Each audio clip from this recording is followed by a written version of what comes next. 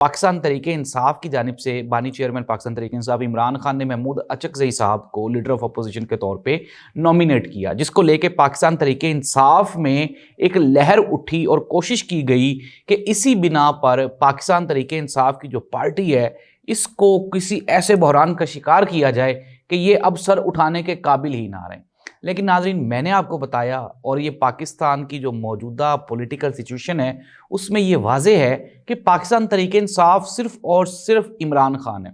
ये जो पाकिस्तान की अवाम है, वोटर है, वो इमरान खान के साथ खड़ा हुआ है। अब हम आते हैं खबर की जानिब सबसे पहले, फिर उसके बाद तबसरा करेंगे।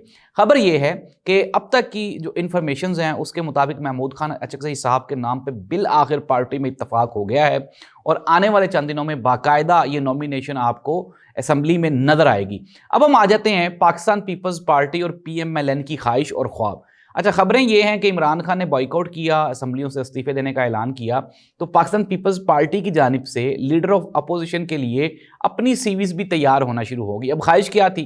ख्वाहिश ये थी कि पाकिस्तान तहरीक इंसाफ माइनस हो जाएगी और हुकूमत में PMLN आएगी और पीपल्स पार्टी अपोजिशन में आ जाएगी। लेकिन इसमें एक बहुत बड़ी एक कबाहत, एक खामी या एक रुकावट वो इमरान खान ही है।